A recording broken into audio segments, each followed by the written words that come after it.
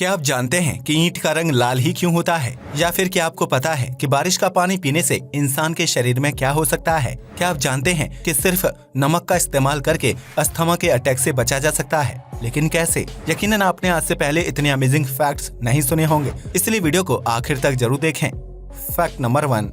यूं तो भारत में फांसी की सजा बहुत ही कम अपराधियों को दी जाती है, लेकिन एक समय ऐसा भी था जब लगभग हर अपराधी को फांसी के फंदे पर लटका दिया जाता था। ऐसे में मुजरिम को फांसी पर लटकाने से पहले जल्लाद उसके कान में कुछ कहता है, जिसके बाद ही अपराधी को फांसी दी जाती है। लेकिन क्या आपने कभी सोचा है कि जल्लाद अपराधी के कान में क्या कहता है? अगर नहीं तो आज हम इस रहस्य से भी पर्दा उठा देते हैं। दरअसल जल्लाद की अपराधी से कोई दुश्मनी नहीं होती है, लेकिन इसके बावजूद भी जल्लाद को अपराधी को फांसी के फंदे पर लटकाना पड़ता है। ऐसे में जल्लाद फांसी देने से पहले हिंदू अपराधी के कान में आखिरी बार राम राम और मुस्लिम अपराधी के कान में सलाम बोलता है। इसी प्रकार अन्य धर्म के अपराधियों के कान में उनके धर्म के अनुसार आखिरी बार विदाई दी जाती है। इसके बाद जल्लाद अपराधी के कान में कहता है कि उसकी उससे कोई दुश्मनी नहीं है, लेकिन वह अपनी नौकरी और फर्ज के आगे मजबूर है। इसके बाद जल्लाद अपराधी को फांसी की सजा दे देता है, जिसकी वजह से उस व्यक्ति की मृत्यु हो जाती है। अपराधी के कान में फांसी से पहले जल्लाद द्वारा बोले गए शब्द बहुत ही जरूरी होते हैं, क्योंकि कोई नहीं चाहता है कि मरने वाला अपराधी फांसी देने वाले व्यक्ति के खिलाफ मन में नफरत रखे या फिर अपने आखिरी वक्त में उसे बद्दुआ दे, जिसकी वजह से जल्लाद फांसी देने से पहले अपराधी के कान में अपने मन की बात बोलता है। Fact number 2।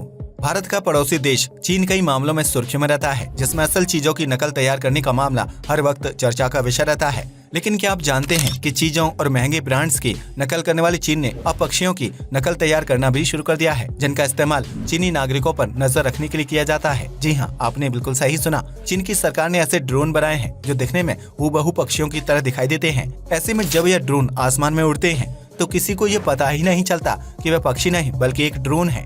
दरअसल चीन में आम नागरिकों पर कई तरह के प्रतिबंध लगाए जाते हैं, जिसमें सोशल मीडिया के इस्तेमाल से लेकर बच्चों की पढ़ाई की घंटे तक शामिल हैं। ऐसे में चीन की सरकार अपने नागरिकों पर नजर रखना चाहती है, ताकि कोई भी व्यक्ति सरकार द्वारा बनाए गए नियमों को तोड़ने के बारे में ना सोचे। इसलिए चीन में बर्ड ड्रोन तैयार किए गए हैं, जो घरों के आसपास उड़ते हुए लोगों की पर्सनल जिंदगी में नजर रखते हैं, जबकि ये पक्षी गलियों के तारों पर बैठकर लोगों के ऊपर नजर बना के रखते हैं कि वो कौन सा ऐप यूज कर रहे हैं। ऐसे में अगर कोई व्यक्ति नियमों का उल्लंघन करते हुए पकड़ा जाता है तो उसके खिलाफ सख्त कार्रवाई की जाती है और उसके ऊपर भारी भरकम जुर्माना भी लगाया जाता है। Fact number 3। आज YouTube कई लोगों के लिए कमाई का जरिया बन चुका है, जबकि इस सोशल मीडिया प्लेटफॉर्म के जरिए लोगों ने बड़ी बड़ी कंपनियां शुरू कर ली हैं। ऐसे में अगर हम आपसे कहें कि दुनिया में कुछ ऐसे देश भी मौजूद हैं जहां YouTube पर बैन लगा हुआ है, तो क्या आप हमारी बात पर यकीन करेंगे? दरअसल चीन, ईरान और नॉर्थ कोरिया दुनिया के 3 ऐसे देश हैं जिन्होंने YouTube पर पूरी तरह से प्रतिबंध लगा रखा है। इसकी सबसे बड़ी वजह यह है कि YouTube एक अमेरिकी प्लेटफॉर्म है और इन देशों की अमेरिका से खास दोस्ती नहीं है, जिसकी वजह से चीन, नॉर्थ कोरिया और ईरान अमेरिकी ऐप को अपने देश में लॉन्च नहीं करना चाहते हैं।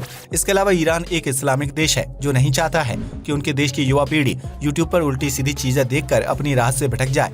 यही वजह है कि ईरान ने YouTube पर पाबंदी लगाई है और वहां सरकार द्वारा जारी किए गए वीडियो प्लेटफॉर्म का इस्तेमाल किया जाता है। वहीं अगर बात करें नॉर्थ कोरिया की, तो इस देश में लगभग हर सोशल मीडिया प्लेटफॉर्म पर बैन लगाया गया है। इसकी सबसे बड़ी वजह ये है कि नॉर्थ कोरिया एक तानाशाह देश है और वहाँ के नागरिकों को अपनी इच्छा के अनुसार जिंदगी जीने का अधिकार नहीं है। ऐसे में अगर नॉर्थ कोरिया में YouTube को बैन नहीं किया जाता तो संभव है कि इस देश की तानाशाही पूरी दुनिया के सामने आ जाती।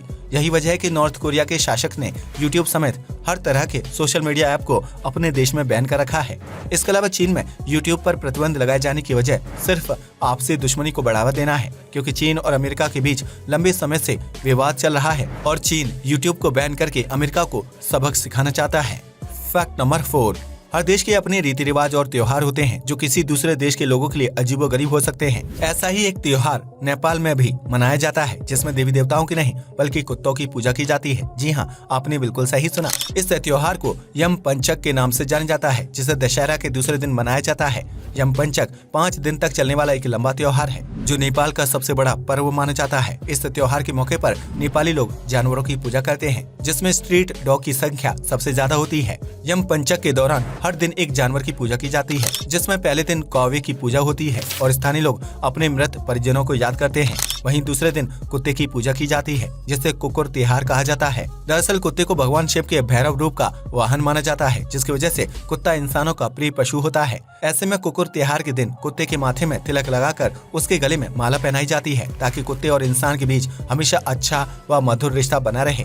इसी तरह तीसरे दिन गाय और चौथे दिन बैल और पांचवें दिन भाई की पूजा की जाती है, जिसके साथ ही यम पंचक त्योहार की समाप्ति होती है। नेपाली कैलेंडर के हिसाब से 5 दिन के इस त्योहार के साथ ही उनके यहाँ नए साल की शुरुआत होती है, जिसका स्वागत वह लोग बड़े ही धूमधाम से करते हैं। Fact number 5। आमतौर पर जब कोई इंसान विदेश यात्रा पर जाता है तो उसे अपने साथ पासपोर्ट और वीजा रखना पड़ता है।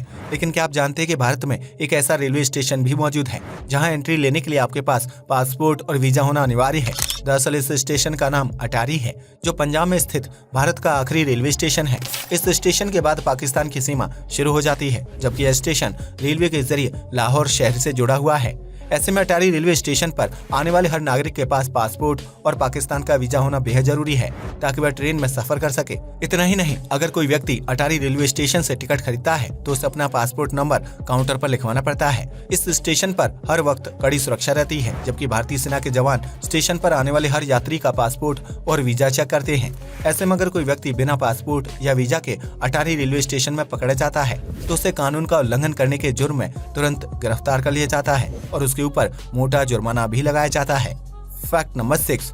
आपने अक्सर आसमान में टूटते हुए तारे को देखा होगा, जिसे लेकर लोगों का मानना है कि टूटा तारा अधूरी ख्वाहिशों को पूरा करता है और इसलिए कई लोग टूटते तारे को देखकर विश मांगते हैं। लेकिन क्या आप जानते हैं कि जिस टूटते हुए तारे को आप आसमान में देखते हैं, असल में वो तारा नहीं बल्कि उसका प्रकाश होता है। वैज्ञानिक शोध से पता चलता है कि आसमान में दिखाई देने वाला टूटता तारा असल में कई हजार या लाख साल पहले ही टूट चुका होता है, लेकिन उसका प्रकाश पृथ्वी तक पहुंचने में काफी लंबा वक्त लग जाता है। ऐसे में जब उस तारे का प्रकाश पृथ्वी तक पहुंचता है तो हम इंसानों को लगता है कि वह तारा अभी अभी टूटा है, लेकिन सच तो ये है कि वह तारा पहले ही टूट चुका होता है, जबकि उसके प्रकाश को धरती तक पहुंचने में सालों का वक्त लग जाता है। ऐसे में हम ये कह सकते हैं कि वर्तमान में अगर कोई टूटता तारा दिखाई दे तो ये संभव है कि वह तारा सैकड़ों साल पहले टूट चुका होगा। वैज्ञानिकों की माने तो टूटे हुए तारे का प्रकाश पृथ्वी तक पहुँचने में 1000 साल से लेकर 1 लाख साल तक का वक्त लग सकता है, जबकि कुछ मामलों में टूटे हुए तारे का प्रकाश करोड़ों साल बाद पृथ्वी के निकट पहुँचता है। ऐसे में आप टूटते हुए तारे से नहीं बल्कि उसके करोड़ों साल पुराने प्रकाश से मन्नत मांग रहे होते हैं।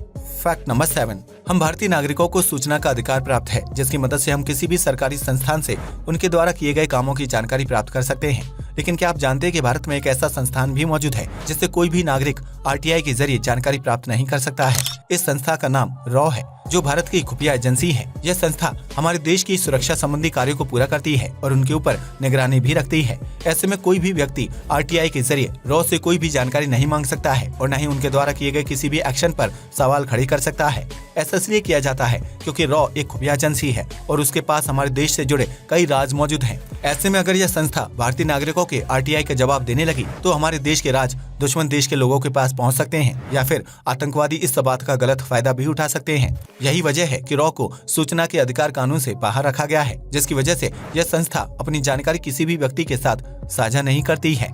Fact number 8।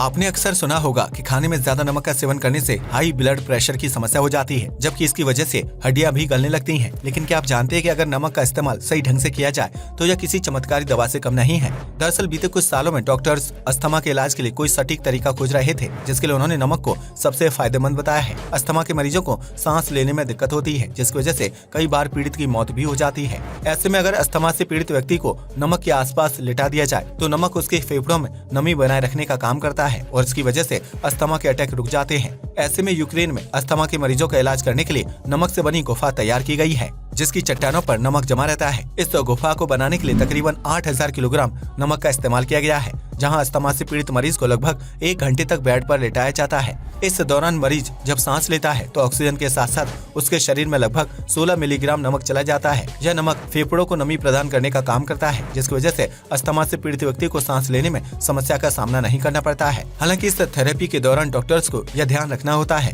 कि मरीज के शरीर में 16 मिलीग्राम से ज्यादा नमक ना जाए, क्योंकि उस स्थिति में पीड़ित का ब्लड प्रेशर बढ़ने की समस्या हो सकती है। डॉक्टर्स का मानना है कि नमक की गुफा में मरीजों को रखने से अस्थमा के साथ साथ एलर्जी और त्वचा रोग संबंधी बीमारियों का भी इलाज किया जा सकता है, जिसकी वजह से अमेरिका समेत यूरोपीय देशों में भी सॉल्ट थेरेपी का प्रचलन काफी ज्यादा बढ़ गया है। लेकिन अगर आप सॉल्ट थेरेपी लेने के लिए नमक की गुफाओं में नहीं जाना चाहते हैं तो इस तकनीकी को आप घर पर भी आजमा सकते हैं। इसके लिए गुनगुने पानी में थोड़ा सा नमक मिला लें और फिर कुछ देर के लिए उसकी भाप लें। ऐसा करने से सांस के माध्यम से नमक शरीर के अंदर पहुंच जाता है और अस्थमा को ठीक करने के साथ साथ छाती में जमा कफ और बलगम को बाहर निकालने में सहायक साबित होता है। फैक्ट नंबर 9, घर या किसी भी इमारत को बनाने के लिए ईंट का इस्तेमाल किया जाता है, जिसका रंग अमूमन लाल या हल्का नारंगी होता है। लेकिन क्या आपने कभी सोचा है कि ईंट का रंग हमेशा नारंगी या लाल ही क्यों होता है? अगर नहीं तो आज हम आपको इस सवाल का जवाब देने जा रहे हैं। दरअसल ईंट बनाने के लिए लाल मिट्टी के अलावा रेत का इस्तेमाल किया जाता है, जिसमें एल्यूमिनियम के साथ लाइम, लोहा और मैग्नीशियम जैसे तत्व पाए जाते हैं। ऐसे में जब मिट्टी और रेत से बनी ईंट को भट्टी में पकाया जाता है तो उच्च तापमान की वजह से लोहा और अन्य धातु तत्वों के बीच एक रासायनिक प्रक्रिया शुरू हो जाती है। इसी प्रक्रिया की वजह से आयरन ऑक्साइड बनने लगता है, जो ईंट को पकने के बाद लाल रंग दे देता है। इसके अलावा ईंट बनाने के लिए लाल मिट्टी का इस्तेमाल किया जाता है, लेकिन जब उस ईंट को भट्टी में पकाया जाता है तो उसमें कोई रासायनिक प्रक्रिया नहीं होती है। लेकिन लाल मिट्टी से बने होने की वजह से उस ईंट का रंग प्राकृतिक रूप से हल्का नारंगी हो जाता है। लेकिन वर्तमान समय में सिर्फ लाल मिट्टी का इस्तेमाल करके ईंट बनाना महंगा होता है, इसलिए ईंट भट्टी के मालिक मिट्टी के साथ रेत मिलाते हैं ताकि ज्यादा से ज्यादा ईंट बनाकर तैयार की जा सके और उसका लागत मूल्य भी कम से कम हो, जिससे मालिक को मुनाफा कमाने का मौका मिल जाता है। फैक्ट नंबर 10, इन दिनों जलवायु परिवर्तन अपनी चरम पर है, जिसकी वजह से कई लोग अपने घर में बरसात का पानी इकट्ठा करने के लिए टैंक बनाते हैं और उस पानी का इस्तेमाल रोजमर्रा के कामों को पूरा करने के लिए करते हैं। लेकिन क्या आपने कभी सोचा है कि अगर बारिश के पानी का इस्तेमाल पीने वाले पानी के रूप में किया जाए तो क्या होगा? अगर नहीं तो हम आपको बता दें कि बरसात का पानी पीने से एक हद तक इंसान के शरीर को कोई नुकसान नहीं पहुँचता है, लेकिन अगर कोई व्यक्ति रोजाना बारिश का पानी पीता है तो उसके शरीर पर इसका भयानक असर देखने को मिल सकता है। दरअसल बारिश का पानी जमीन से वाष्पित होने वाले पानी का एक रूप होता है, जो बादलों के जरिए वापस जमीन पर आता है। ऐसे में आसमान से नीचे धरती तक पहुंचने से पहले बारिश की बूंदें हवाओं में मौजूद केमिकल और दूषित तत्वों के संपर्क में आती हैं, जिसकी वजह से बारिश के पानी में बैक्टीरिया पनपने लगते हैं। ऐसे में अगर आप बारिश के पानी को बिना फिल्टर किए पी जाते हैं तो उस स्थिति में पानी में मौजूद बैक्टीरिया आपके पेट में पहुंचकर दर्द की वजह बन सकते हैं। इसकी वजह से व्यक्ति को पेट में तेज दर्द, उल्टी और बुखार का सामना करना पड़ता है, जबकि कई मामलों में पीड़ित को भयानक दस्त भी लग जाते हैं। इसके अलावा बारिश का पानी पीने से स्किन प्रॉब्लम होने का खतरा भी बना रहता है, क्योंकि हर इंसान की बॉडी अलग होती है और पानी में मौजूद बैक्टीरिया आपके किस अंग पर अटैक करेंगे ये कह पाना थोड़ा मुश्किल है। लेकिन अगर आप पॉल्यूशन से दूर किसी गांव या कस्बे में रहते हैं तो वहां बारिश के पानी को इकट्ठा करके पीने के लिए इस्तेमाल किया जा सकता है। लेकिन इससे पहले आपको बारिश के पानी को अच्छी तरह से उबालना होगा ताकि उसके अंदर मौजूद बैक्टीरिया खत्म हो जाए और आप साफ पानी का सेवन करें। ये उन इलाकों में सबसे कारगर साबित होता है जहाँ पीने के पानी की समस्या रहती है और लोग बारिश के पानी पर निर्भर रहते हैं। आज के लिए बस इतना ही। वीडियो पसंद आया हो तो इसे लाइक और शेयर करें। जय हिंद दोस्तों।